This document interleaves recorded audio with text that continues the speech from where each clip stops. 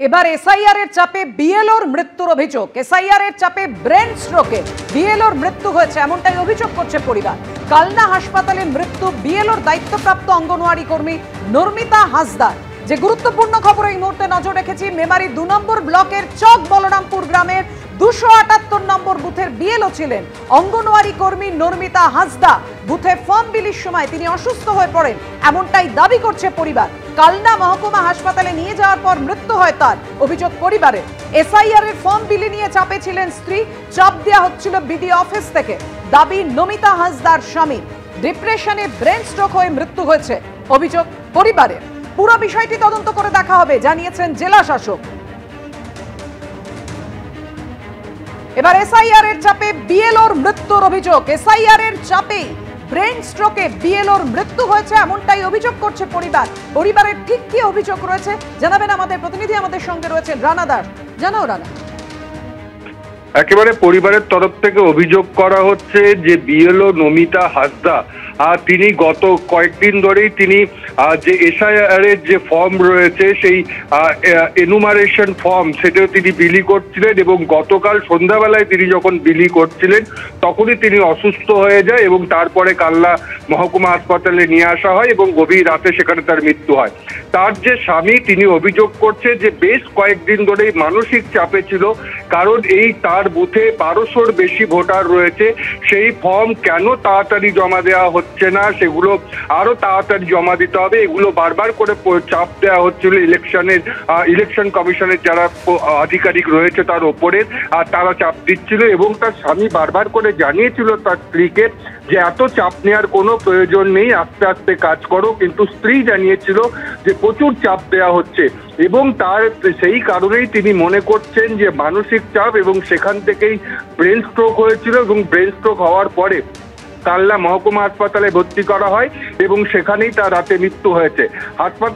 হাসপাতাল সূত্রে জানা গেছে যে প্রাথমিকভাবে তারাও মনে করছে যে ব্রেন স্ট্রোক থেকেই ব্রেন স্ট্রোকই হয়েছিল এবং সেখানে তারা যথেষ্ট চিকিৎসা দিয়েছিল এবং কিন্তু কোনো রকম সাড়া পাওয়া যায়নি এবং বাইরে শিফট করার মতো অবস্থাও ছিল না এবং গভীর রাতে মৃত্যু হয়েছে।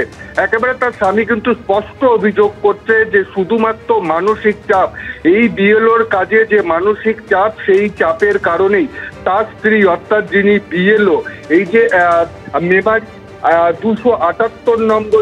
রানা, তুমি আমাদের সঙ্গে থাকো, আমি এইখানে একবার অভিযোগটা দর্শকদের সামনে রাখি যে নমিতা হাসদা অঙ্গনওয়াড়ি কর্মী যিনি বিএলওর দায়িত্ব সামলাচ্ছিলেন, পরিবারের তরফে প্রবল চাপের মধ্যে তাকে কাজ করতে হচ্ছে বলে অভিযোগ করেছেন এবং যে কারণে তার ব্রেন স্ট্রোক হয়ে মৃত্যু হয়েছে। কি অভিযোগ করছেন নমিতা হাসদার স্বামী, দেখুন।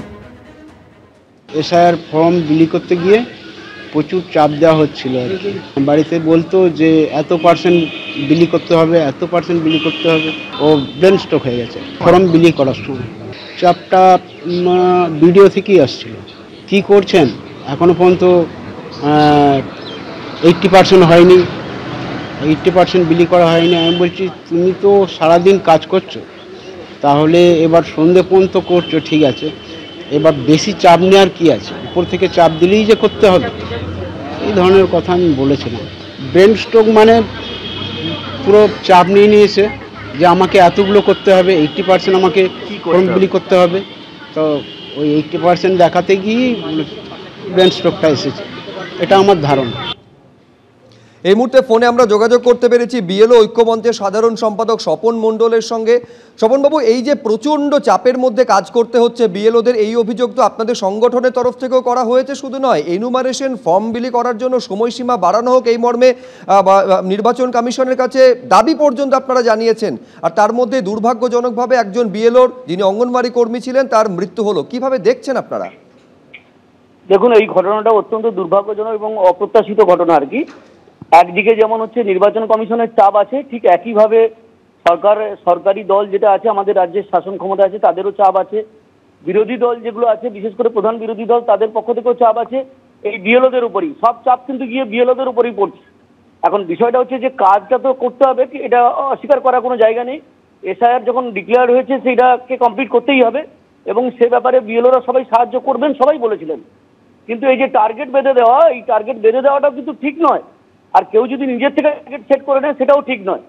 ওই কারণেই কিন্তু আমরা বলেছি যে আমরা যেহেতু সারা রাজ্য থেকে ফিডব্যাক নিয়েছি যে কোথায় এরকম কাজটা প্রোগ্রেস হচ্ছে আর কি, আমরা সেটা জানতে পেরেই আমরা নির্বাচন কমিশনকে দাবি করেছি তাদের কাছে যে 11 তারিখের মধ্যে কোনো মতেই তাদের পক্ষে এটা সম্ভব নয় সমস্ত এনুমারেশন ফর্ম প্রত্যেকটা বাড়ি বাড়ি করে গিয়ে বিলি করার।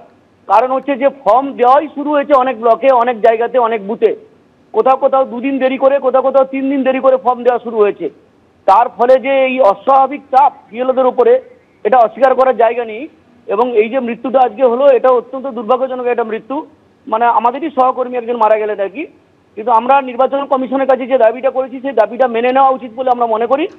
যদিও তারা বলেছেন যে আমরা ইসিআইয়ের কাছে এই দাবি পাঠাবো। ইসিআই মানে হচ্ছে ইলেকশন কমিশন অফ ইন্ডিয়া। তারা যেহেতু সারা দেশে একটা নির্দিষ্ট ডেট ঘোষণা করেছে, ডেটটা যদি চেঞ্জ করতে হয় তারাই করবেন। তো স্বাভাবিকভাবে আশা করব ইলেকশন কমিশন অফ ইন্ডিয়াও তারা এই বিষয়গুলোকে একটু খেয়াল রাখবেন। যারা সরকারি কর্মচারী, শিক্ষক শিক্ষিকারা কাজ করছেন বা অঙ্গনওয়াড়ি কর্মী যারা কাজ করছেন, তারাও মানুষ, তারা কোনো অমানুষের বা অমানবিক কোনো কাজ তারা করতে পারে না, তাদের উপর এভাবে জোর করে চাপিয়ে দেওয়া যায় না। কাজটা নিশ্চয়ই হওয়া উচিত। কালেকশন করতে 4-5 দিন সময় লাগবে এবং আপডেট করতে, কিন্তু ফর্মটা ডিস্ট্রিবিউশন করার জন্য কিন্তু সময়টা বেশি, আর সেই সময়টাই তো সবচেয়ে কম দেওয়া হয়েছে। বলা হয়েছে 11 তারিখের মধ্যে সেই ফর্ম ডিস্ট্রিবিউট করে দিতে হবে। এটা বিজ্ঞানসম্মত নয়, যুক্তিযুক্ত নয়, মানবিক দিক দিয়েও ঠিক নয়, এটা আমরা মনে করি। ধন্যবাদ স্বপনবাবু।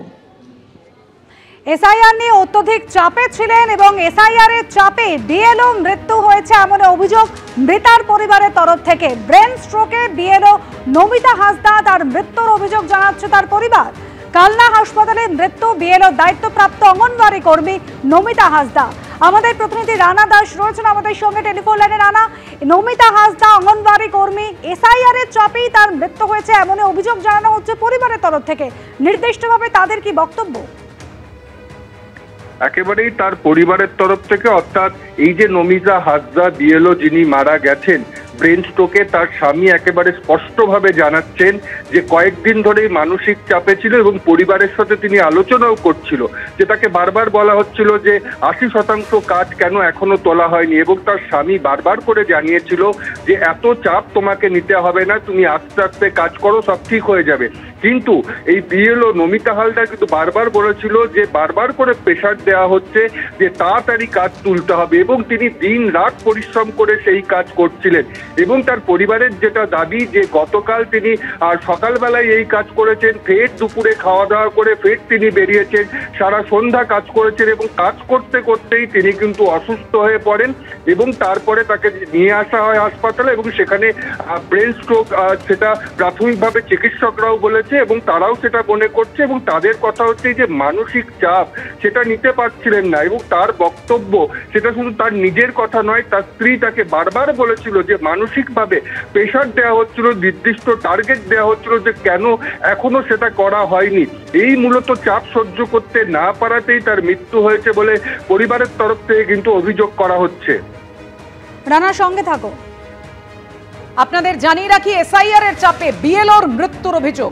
এসআইআর এর চাপে ব্রেন স্ট্রোকে বিএলওর মৃত্যু হয়েছে এমনটাই অভিযোগ করছে পরিবার, এবং পরিবার অভিযোগ করছে দীর্ঘদিন ধরেই যে এই এসআইআর এর কথা হওয়ার পর এবং দায়িত্ব পাওয়ার পর থেকেই তার উপর যে একটা চাপ দেওয়া হচ্ছে সেইটা তিনি অনুভব করছিলেন এবং সেটা তিনি পরিবারকে জানিয়েও ছিলেন, এমনটাই অভিযোগ পরিবারের। কালনা হাসপাতালে মৃত্যু হয়েছে বিএলওর দায়িত্বপ্রাপ্ত অঙ্গনওয়াড়ি কর্মী নমিতা হাসদার।